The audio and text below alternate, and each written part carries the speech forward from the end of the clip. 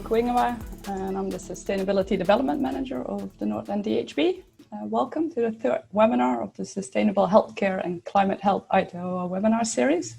The webinar series are presented in partnership with the Sustainable Health Sector National Network, Aotearoa, Global Green and Healthy Hospitals, and the University of Otago. Thanks everybody involved to make this series happen, and a big shout out to the University of Otago for their coordination and technical support. And to start with one of the most frequently asked questions, yes, the recordings will become available on the webinar website soon. Today we've got another amazing topic. Dr. Ruth Large will be presenting on the COVID telehealth boom, impacts on patient transport and health inequities. She's an emergency physician and rural hospitalist and works in the largest rural district health board in New Zealand. She's a clinical director of information services and virtual healthcare at Waikato DHB, and she chairs the New Zealand Telehealth Leadership Group. They run their own webinar series, but we're grateful to have Ruth presenting today in our series. DHBs are known to be very resource intense with high carbon footprints, but patient travel is usually not taken into account in hospitals' footprint. And I think if we would take those emissions into account, they're a lot larger than the hospital's emissions themselves. So from my perspective, I believe telehealth is one of the most promising technologies to tackle climate change, reduce health access inequities, and improve patient well-being. So yeah, I look forward to hear Ruth talk. Before I hand over to Ruth, if you've got any questions, please put them in the Q&A box below. I think all the questions will be visible to all participants, so you can like and upvote questions which you would like to see answered today. Ruth, the screen is yours, so you can share your screen, please. Thanks, Margaret, and kia ora kata katoa, everyone. Thank you for the opportunity. It's not often I actually get asked to talk about sustainability, but it's certainly one of those things that that really interests us from a telehealth perspective. And so what I thought I'd talk to today, I think we've got about 15-20 minutes for me to just do a bit of a presentation and then some question time. I'm going to talk particularly about the COVID period, but before I do that, I'm going to talk about just how we got to where we're at today. So to define telehealth is the use of information communication technologies to provide healthcare where the provider and the recipient are in a different location. So if you think about it, that actually means telephone, it does mean text, it does mean email, and it's been around for a while, if you can think about even the telegram, and certainly transmission of images and, you know, as part of telehealth. So without further ado, we'll go through and talk telehealth. She says, hoping her slides are going to listen to her. Yes, they are. Woo. Okay. So first of all, let's start with young New Zealand. You know, our Indigenous population arrived in the 1240s, and then of course we were colonised by the Europeans in 1769. And I think it's important that we remember this, that they were actually a really young country compared to many others. And of course, there was the arrival of the telegram, and in the 1840s, really importantly, we had the signing of the Treaty of Waitangi, which of course, you know, underscores all of our health development really. And during that time was the development of the first hospitals and our public health system from that round about the late 1800s. And the same time as we were really seeing this development in telephone communications, as you can see here, 1876 with the voice telephone. From that point, we had larger hospitals grow, and of course the advent of the telephone. And in the 1900s, 1938, we saw the development of the Social Security Act and health departments. So we were seeing a whole lot of health change delivery models, as well as the advent of technology. And then, of course, the television, which was the start of our experience of video, always, of course, behind our other Western counterparts. Now, I think it's also important in context to remind ourselves of the huge changes we've undergone as health delivery systems. So, we started in the 1980s with a relatively simple sort of, Board of Health. And I'm sorry, the slide's a little bit fuzzy, but you can see here that there were 18, district health officers and the Department of Health. Then we had 4 regional health authorities in 1993, and many of you may remember the 1996 sort of advent of these Crown Health enterprises. The reason I bring this to your attention is that between 1996, in the late 1990s and the early 2000s, was the birth of the internet for us in New Zealand. And it came at a pivotal time in New Zealand healthcare development, when we were really making our district health boards, or our CHIs, competitive. So we saw this disparate growth of digital technologies up and down the country. And then in 2008, we sort of settled into this, what was 21 district health boards and is now 20. And it'll be interesting to see how the further development goes from there. But like I say, I think it just really stresses perhaps why we see such a disparity between perhaps what services are delivered in Northland compared to what's in Southland, because we had this huge, potential shared opportunity at that time in the late 90s, 2000s, which we missed because of the way our health system was being run at the time. So, like I say, during that time, can see, I don't know whether how many of you can remember this, the dial-up tones of the internet. And I'm sure it didn't really take 39 years for us to communicate in this manner, but it really felt like it. And we weren't really in the stages in the 2000s of being able to deliver the sort of technology we can now. So that's 20 odd years ago, and the speed of change has been significant. In this context, Plunket Line was born, celebrated 25 years of its inception last year, and they're offering telehealth by telephone. Between 2000 and 2020, we saw these sort of telehealth services grow in video. So here's one up here. This is a renal service being run from Whangarei to Kaitaia, renal dialysis unit, still being run today. Great pioneers up there. Thank you, Northland. And here's a paediatrician colleague, John Garrett, he's in Christchurch. This unit's in Greymouth. And Amanda Oakley, you can see down here, who's been a dermatologist providing telehealth care to her community in Waikato. In 2012, there was a call to arms for telehealth, and this was a telehealth symposium run by Health Informatics New Zealand and hosted by the University of Auckland and Nihi. And from that group, or that call to arms, grew the Telehealth Leadership Group. So that's the role that I have today, which is the chair of that Telehealth Leadership Group. We work very closely with the Ministry of Health, and we're Ministry of Health supported, and we advise the ministry. We have 30 members, which covers a wide variety up and down the country, as well as different working codes, I guess. So that includes program managers, digital health specialists, security specialists, as well as clinicians. And our role really is to promote and encourage the use of best practice telehealth. We run a resource centre, and you can find us there, www.telehealth.org.nz. And up to 3 years ago, we were seeing really very traditional video conferencing to deliver healthcare. It was mostly hardware-based and tertiary hospital-focused, with a lot of regional implementation and pockets of excellence, which were never really fully grown to the potential we felt that they could be. Very much champion-led, so when a clinician left that environment, there was often no replacement for a service, and really responsible for less than 2% of total consultations. And these are the sort of hardware tools that we've seen throughout New Zealand. This is a unit in Thames, a mobile cart, where a rehabilitation consultant from Waikato is providing care to a patient in Thames Hospital. There's a lot of teleradiology, so we share images and multidisciplinary meetings across the country like that.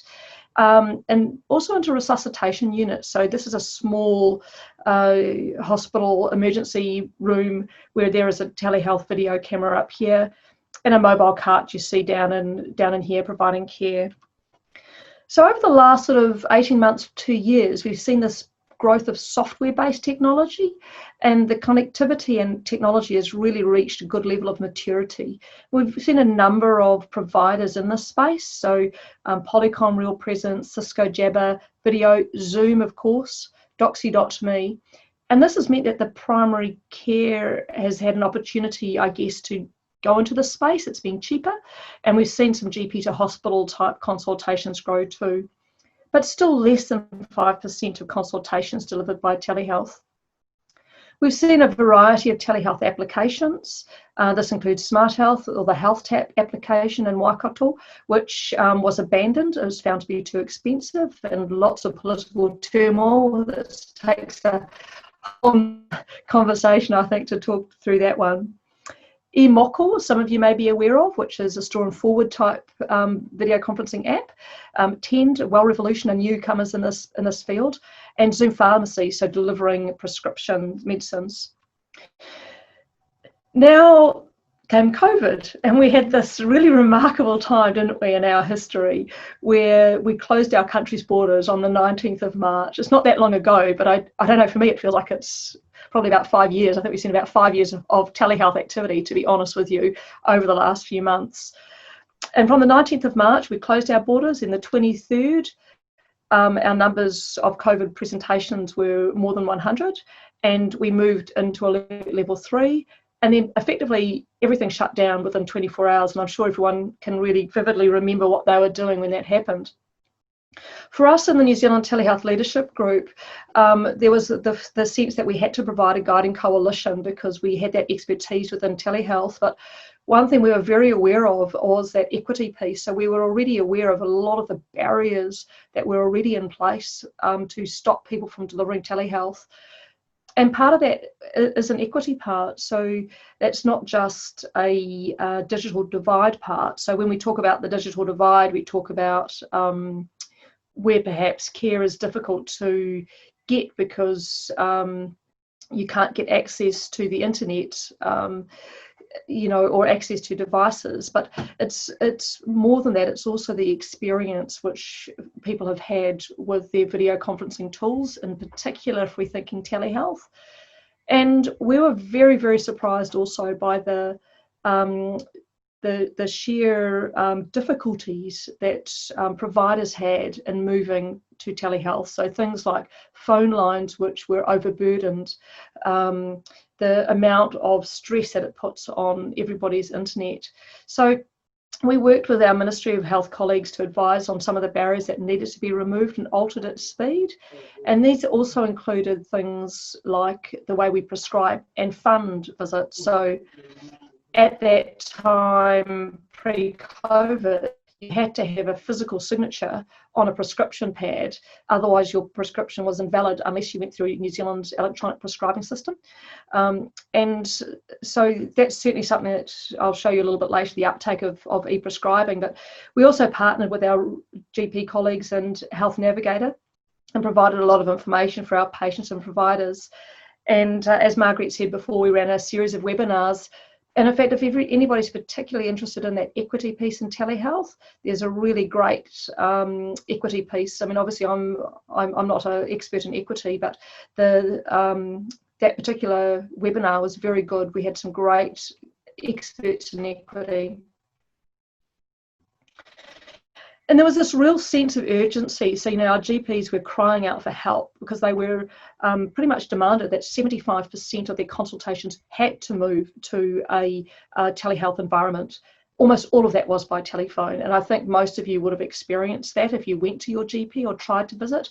Pretty much everything was on telephone. And that was because they had 24 hours to prepare. There were 5,000 practices up and down the country.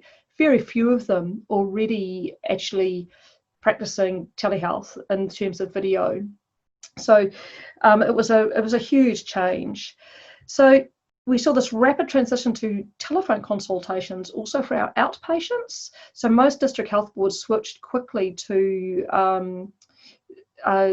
telephone, not that much into video. And we can maybe talk a bit more about that in the Q&A as to why that was. But Mostly we saw video where it was already established. So Zoom, WebEx, Microsoft Teams. Lots of challenges. I've listed them there. Not enough bandwidth phone lines. The patients were pretty ill prepared, even more so than clinical staff. You really need to have an email address to share a link with. How do you make sure that you keep patients safe and their privacy ensured? And really, we've got no very good integrated patient record. Up and down the country, this was a really big problem. And we also had a poor counting of consultations, so a lot of our data was just not there.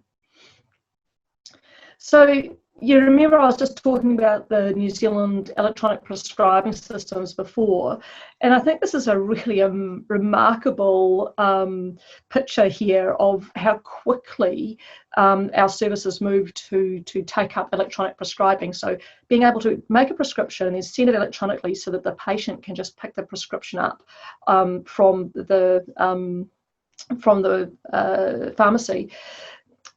And it's a sort of a little bit of a surrogate in a way to telehealth because we can't really measure it very well in terms of actual, telephone and video consultations at the moment.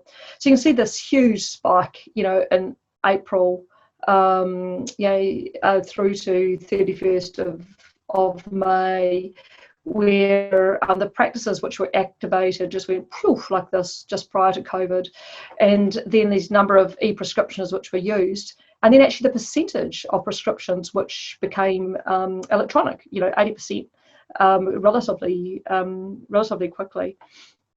So this just gives you an idea of how many formal use of NZEPS is being used. There are other prescribing systems to get around, if you like, the physical prescribing, but it just gives you an indication of the big step there. Now, in terms of the environmental impacts for telehealth, I mean, it's a bit of a no-brainer, really. Your patients don't need to travel. Your providers can stay home as well. And there's less need for bricks and mortar. So we talk a lot, I think, about building new hospitals without really maybe thinking about what are the things that we can do to actually stop patients coming in the first place, especially with our burden of chronic illness. So there's a lot of opportunity here in things like home monitoring, as well as the video conferenced outpatient clinic. And that's not just for, I should say, it's not just tertiary level care, it's also obviously secondary and primary care, and our allied health professionals. And also, of course, this a move to electronic storage of information, makes a difference to your environmental impact in terms of, paper, moving paper, all of these things which reinforce telehealth. And here's just a little sort of picture of carbon footprint, which I'm sure many of you will know much better than I will. But here are the grams of CO2 per passenger kilometre. And if we were just to take patients who go from Masterton to Wellington, that's 102 kilometres. If they're driving in a single vehicle, I've used this 104 grams of CO2 per passenger per kilometre value here. That's 7,334 units of CO2, grams of CO2. And getting up all the way here to over 25,000 Greymouth to Christchurch, and that's just one round trip for one patient. It's not taking into account air travel. So if we were to think of Palmerston North, for example, who sends neurosurgical patients to Wellington, that's 257 patients per year going to a neurosurgeon from Palmerston North to Wellington. That will be driving. But from Hastings to Wellington, that's 360 patients. They'll be travelling by air. So there's a lot of carbon footprint heaviness, I guess you could say, that comes from patient travel. Not all of that is necessary. And I've borrowed the slide from Marguerite. This is a Northland DHB carbon emission profile. And here's our fleet car fuels up and through here, and just the transport, road, air. So this is, some of this is unavoidable. It's going to be where you need to get a patient somewhere really fast. And some of this is going to be avoidable. So, in terms of clinician travel and in terms of patient travel. And I thought this slide was really interesting. So this is the equity lens applied to patient travel for appointments, and that again's come from Margaret from Northland. And I think this is a fair reflection of all of our DHBs, where we see a per population, a large number of outpatient clinic appointments for Māori versus non-Māori. Their average kilometre of travel is higher, and that's consistent for Waikato also. And obviously, therefore, fuel costs and carbon emissions. And also note the attendance rate here at 84.6%. Now, our attendance rate in Waikato is often lower than that. And when we talk to our patients about why they don't attend, then it's quite common for them to say, well, we had a tangi to attend, we couldn't find anyone to look after the children, we were working. All of these things which contribute to patients not attending, which when we look at the non-attendance rates for telehealth appointments is much smaller. So that's another bonus in terms of healthcare delivery. So I'm going to stop soon to have some time for some discussion, I think. But just in terms of the future, I think we've got these really great opportunities right now. We've got the Health and Disability System Review. We've got the National Asset Management Program for District Health Boards. And I think it's a great opportunity to think, how much bricks and mortar do we need? How do we apply an equity lens to both of these pieces of work and deliver the best care? And how do we make this change that we saw over COVID, which just flipped things exponentially so fast? How do we make a commitment to sustaining that, including making sure that our staff don't travel so much, whether they're in support roles or clinical roles? And I think, to me, having worked in health for a while now, it's really addressing the paternalistic nature of healthcare delivery. We've always done things this way. Me as a doctor will tell you as a patient what to do. And I think it's really, we need to give our patients far more choice, and many of them would choose not to travel. And we need to be able to really have more of a partnership right across the sector with how we deliver healthcare going forward. So maybe that's a quick whiz bang sort of flow through telehealth, which I hope then we can have a bit of a discussion maybe from here. No, thank you so much, Ruth. That's very insightful, all the things that are happening in telehealth, and I assume it must have been very busy during the COVID period with all the changes that have happened in such a short amount of time. Maybe what I'll do, I'll first go over a few of the questions, and maybe then we can come back to some of the discussions point. One of the questions was to post the link for the Equity in Telehealth video, and that has been posted in the Q&A now, and the website is telehealth.org.nz if you Google it, and then you'll see the webinar series and the one on equity in the list. I think I actually have to wave a little bit because the lights turned off here because I was sitting too quiet for too long. The good thing, it's an energy efficient building, but yeah, it might be a bit dark here. One of the other questions is, in New Zealand, Chorus is busy consulting on removing copper and changing to fibre. Any thoughts on how this may impact on rural or disadvantaged communities? Oh, look, I think there are pros and cons to copper versus fibre. Certainly, if we're going to be able to put fibre to those places which are hard to reach, then that's great. But technology has changed also. So I think the Wi-Fi sort of expanders and temporary towers, which we've seen go through during the COVID period, have caused lots of really good learnings for us. So I think it is time to maybe have a think about, well, what is the future of internet delivery and high speed internet. And I guess one of the things that does worry me a little bit is how potentially people will see let's not deliver telehealth by video because we can't, because the technology is too slow. That's just okay, no, we're just not going to do it. I think that's not okay, basically. If you can supply, I know we've got places without electricity too, but really I think the internet now has become a not only an expectation but a must-have to our rural communities and those who are impoverished. And there are ways of doing that, more speedily, including taking advantage of high-speed links to our education colleagues.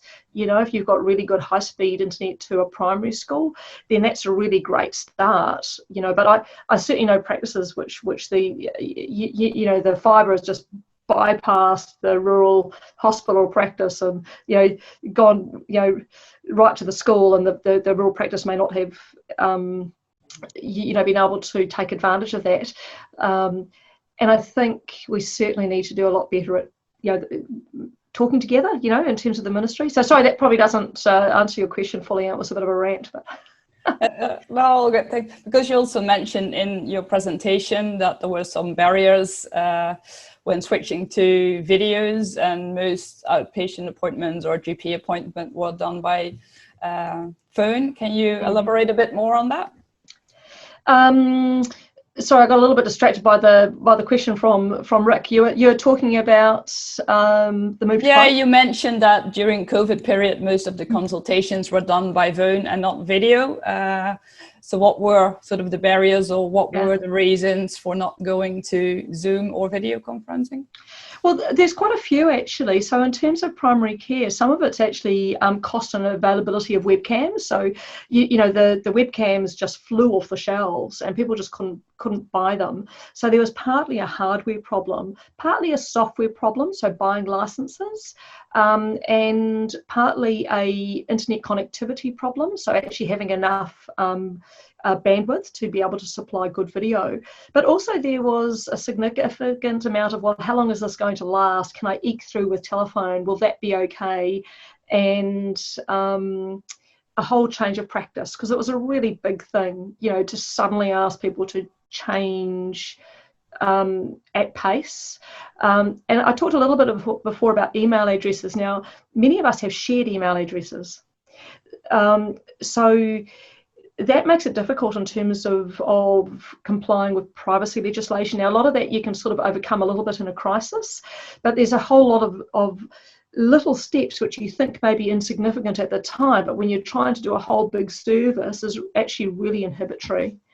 So lots of barriers. And I think we'll find that some of the Well South practices down in the South Island, a really good, well-supported PHO have managed to move at pace, but it really did require quite a lot of push from those and pull from those PHOs. Because one of the questions that's coming in here is, traditionally we've been taught that face-to-face consultations are best. How do health outcomes for telehealth consultations compared to face-to-face consultations? Yeah, hey, look, that's a great question. We tend to avoid that term face-to-face because for me, I can only see Marguerite here. I can't see the rest of you. But to me, this is face-to-face. So we tend to use that term in person to mean when I'm in the same physical location as somebody. Now, the interesting thing I think about video is that in medical school we're taught that 90% of your consultation diagnosis comes actually from talking with your patient, or I should really say listening to your patient. Very few of your final diagnostic bits actually come from the hands-on part. And I think sometimes we feel that the laying on of hands, it can be really important, but most of the times actually it's not. Especially if you already know that patient well. Now, there are some things like, what's your blood pressure, how high is your temperature, those sort of things that can be supplied by other means. Listening to hearts and lungs, of course, that can be tricky. You can do that by telehealth, actually. There's lots of good tools to do that. Skin lesions also. And some of those barriers can also be overcome by having another practitioner in the room. So whether that's an allied health professional, a nurse, and a doctor. So none of it's really, unless you actually need to do a procedure, most things can actually be provided in terms of a consultation through telehealth. Okay, thanks. We're almost running out of time, so I don't know if this last question can be a short answer. I don't know if that can be done, but I'll try. It's interesting the telehealth app was too expensive. Did they assess the health impact of travel from air pollution and greenhouse gas and wider cost? How do we shift the lens of value to factor in these wider benefits? I don't know if it's possible to answer that in a really short time. Yeah, look, I think that's a great question, and the short answer to that is we don't care enough about our how we affect our patients. We value our clinicians' time, and our clinicians travel far more than we do patients. So my simple answer to that is we need to stop practicing paternalistic medicine. We need to start practicing the sort of medicine where patients have choice, and we need to measure the impacts on patients. And in our current funding model, that's really hard, but doable. And I think the Heather Simpson report will hopefully pave the way for that. I'm quite excited by that. Oh, okay. Well, that seems to me like a good final statement of this webinar series. No, Ruth, thanks so much again for joining us today, and we look forward to see the telehealth space expand even beyond and further what has already happened during the COVID period. I mean, there is so much opportunity still to be gained. So yeah, we definitely look forward with excitement. To all the participants, our next webinar will be in 2 weeks' time on July 28th, where we'll have a panel of district health boards, sustainability managers and coordinators who will present on climate change mitigation at DHBs. And the focus of this part 1 of that series will be on leadership, carbon, energy and buildings. So thank you all for joining today, and we'll hope to see you again in 2 weeks' time. Kai kita. Bye.